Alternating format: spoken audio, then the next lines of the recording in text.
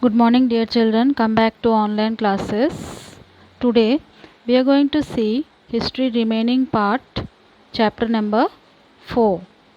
Today's our topic is Birsa Munda.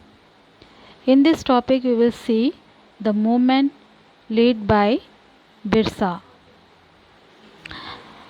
Birsa was born in the mid 1870s, the son of a poor father. He grew up around the forest of Bhonda, grazing sheep, playing the flute, and dancing in the local akhada. Forced by poverty, his father had to move from place to place looking for work. As an adolescent, Birsa heard tales of the Munda uprising of the past and saw the Sardar of the community urging the people to revolt. They talked of a golden age when the Mundas had been free of the oppression of Dikos and said there would be a time when the ancestral right of the community would be restored. They saw themselves as the descendants of the original settlers of the region, fighting for their land, that is Mulk Ki Ladai, reminding people of the need to win back their kingdom. So in this paragraph what we'll see that the Birsa was a poor boy. He used to spend his time grazing sheep, playing the flute and dancing. Because of poverty, his father had to move from place to place for looking for work. As an adolescent here means a period of 10 to 19 years of age.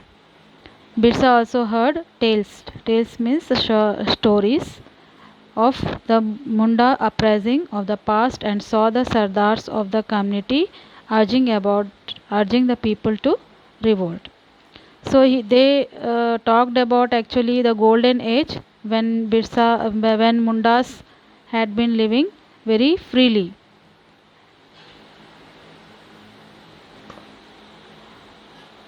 Then let us see.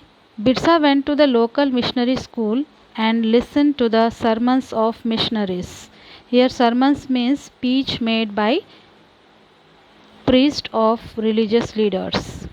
There he heard it said that it was possible for the Mundas to attain the kingdom of heaven and regain their lost rights. This would be possible if they become a good of their bad practices. Later, Birsa also spent some time in the company of a prominent Vaishnav preachers. Vaishnav means worshippers of Lord Vishnu. He wore the sacred thread and began to value the importance of purity and piety. So, in this way, Birsa was deeply influenced by many of the ideas he came in touch with in his growing up years. His movement was aimed at reforming tribal society. He urged the Mundas to give up drinking liquor, clean their village and stop believing in witchcraft and sorcery. Witchcraft and sorcery means here the practice of magic, especially black magic. But we must remember that Birsa also turned against missionaries and Hindu landlords. He saw them as outside forces that were ruining the Munda way of life. So Hindu landlords were taking over their land and ruining the Munda way of life. In 1895, Birsa urged his followers to recover their glorious past. He talked of the golden age in the past, a Satyug, the age of truth, when Mundas lived a good life, constructed embankments, tapped natural springs, planted trees and orchards, practiced cultivation to earn their living. They did not kill their brethren and relatives. Brethren means here brothers and relatives. They lived honestly. Birsa also wanted people to once again work on their land, settle down and cultivate their fields. What worried British officials most was the political aim of the Birsa movement. So British officials were worried of the political aim of Birsa movement, for it wanted to drive out missionaries, moneylenders, Hindu landlords and government, and set up a Munda Raj with Birsa at its head. The movement identified all these forces as the cause of the misery the Mundas were suffering. The land policies of the British were destroying their traditional land system. So Hindu landlords and money lenders were taking over their land, and missionaries were criticizing their traditional culture. As the movement spread, the British officials decided to act.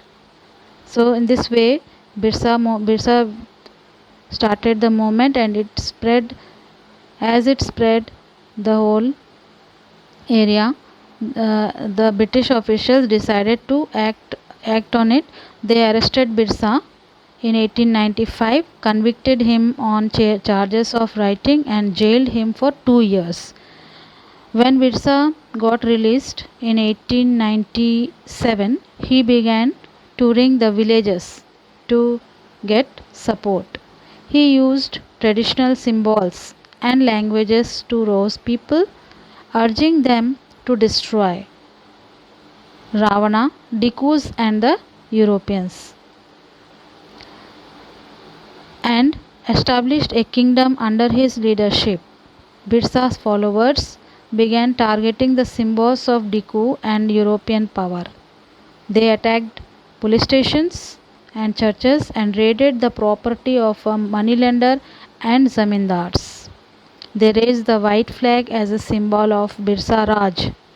In 1900, Birsa died of cholera and the movement faded out. The movement was significant in at least 2 ways. What are the 2 ways? First way is it forced the colonial government to introduce laws so that the land of the tribals could not be easily taken over by Dikus. And the second is it showed once again that the tribal people had the capacity to protest against injustice and express their anger against colonial rule. They did this in their own specific way, inventing their own rituals and symbols of struggle. In these paragraphs, what you have learned that Birsa's vision of Gold Age. Birsa talked about the Golden Age as the age when people lived a good life, when they constructed embankments, tapped natural springs, when they freely planted trees and orchards, practiced cultivation to earn their living, and also when the people lived honestly without harming each other.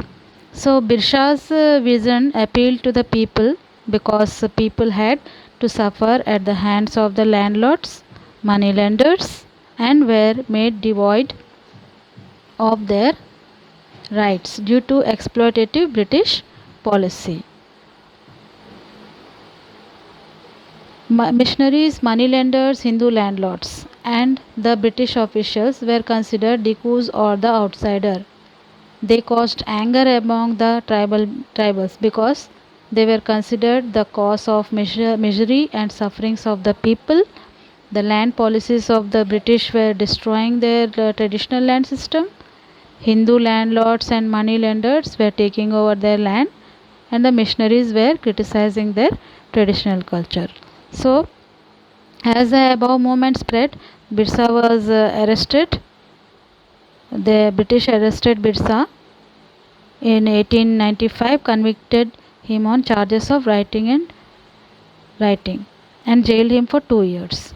So, here Birsa after releasing from after 2 years in 1897, he began touring the villages to gather support. Actually, he wanted to drive out missionaries, Hindu landlords, moneylenders, and wanted to establish a kingdom under his leadership. So they attacked police stations and churches and raided the property of moneylenders and jamindars. The white flag as a symbol of Birsa Raj. In 1900, Birsa died of cholera and the movement faded out. The movement was significant in two ways. That is, it forced the colonial government to introduce laws so that the land of the tribal could not be easily taken over by the Dikos. So what it is said that this movement was important in the following two ways. That is, it forced the colonial government to introduce land laws in favor of the tribal people so that the Dikus could not easily take over tribal lands. Then it showed once again that the tribal people had the capacity to protest against injustice. They were able to express their anger against the exploitative and oppressive colonial rule. So this they did in their own way, inventing their own rituals, symbols of struggles. Children, this chapter has been completed here. Now let us see fill in the blanks. The British described the tribal people as dash. Answer is wild. The method of sowing seeds in Jhum cultivation is known as broadcasting. The tribal chiefs got dash titles in central India under the British land settlements, land titles. The tribals went to work in the dash of Assam and the dash in Bihar. Tribals went to work in the plantations of Assam, that is tea plantations of Assam, and the coal mines in Bihar. Now let us see the whether true or false. Jhum cultivators plow the land and sow seeds. It is false. Cocoons were brought from the Santhas and sold by the traders at 5 times the purchase price. Yes, it is true. Birsa urged his followers to purify themselves, give up drinking liquor and stop believing in witchcraft and sorcery. It is also true. The British wanted to preserve the tribal way of life. It is false. We are going to learn chapter number 5, history.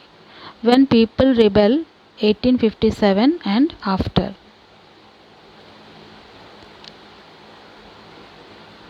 Policies and the people. So in previous chapter and all we have seen the policies of the East India Company and its effect. Kings, queens, peasants, landlords, tribal soldiers, all affected in different ways. And we have also seen how people resist policies and actions that harm their interest or go against their sentiments. Nawabs lose their power. Since the mid 18th century, Nawabs and Rajas gradually lost their authority and honor. Residents had been stationed in many courts, freedom of the rulers reduced, their armed forces disbanded, and their revenues and territories taken away by stages. Many ruling families tried to negotiate with the company to protect their interest. For example, Rani Lakshmibai of Jhansi, she wanted the company to recognize her adopted son as heir of the kingdom after the death of her husband. Nana Sahib, the adopted son of Peshwa Bajirao II, pleaded that he be given his father's pension when the latter died. However, the company, confident of its superiority and military powers, turned down this pleas. Awadh was one of the last territories to be annexed. In 1801, a subsidiary alliance was imposed on Awadh, and in 1856 it was taken over. Governor General Dalhousie declared that the territory was being misgoverned and British rule was needed to ensure power administration. The company even began to plan how to bring the Mughal dynasty to an end. The name of the Mughal king was removed from the coins minted by the company. In 1849, Governor General Dalhousie announced that after the death of Bahadur Shah Zafar, the family of the king would be shifted out of the Red Fort and given another place in Delhi to reside in. In 1856, Governor General Canning decided that Bahadur Shah Zafar would be the last Mughal king, and after his death, none of his descendants would be recognized as king. They would be just called as princes. In this topic, what we have seen that the demand of Rani Lakshmi Bai of Jhansi was refused by the British. What was the demand? That she wanted the company to recognize her adopted son as the heir to the kingdom after the death of her husband. Here heir means in Hindi what we call waris. Then Nana Sahib, adopted son of Peshwa Bajirao II, pleaded that he be given his father's pension when the latter died. But the company, confident of its superiority and military power, turned down these pleas. And next, Awadh was annexed in 1801. A subsidiary alliance was imposed on Awadh, and in 1856 it was taken over. So what is actually subsidiary alliance? In previous chapters you have learned that under the subsidiary alliance, Indian rulers were not allowed to have their independent armed forces.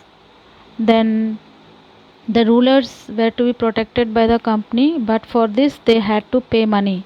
If the Indian rulers failed to make the payment, then part of their territory was to be taken away as penalty. So Awadh was taken over in this way. Bring an end to the Mughal dynasty, the name of the Mughal king was removed from the coins minted by the company. Then in 1849, Governor General Dalhousie, he announced that after the death of Bahadur Shah Zafar, his family would be shifted out of the Red Fort and given another place in Delhi to reside in.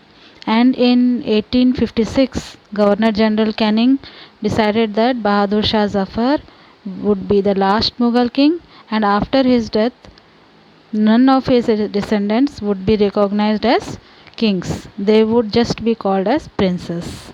So, children, this is for today's class. Tomorrow we will see the remaining chapter of lesson 5.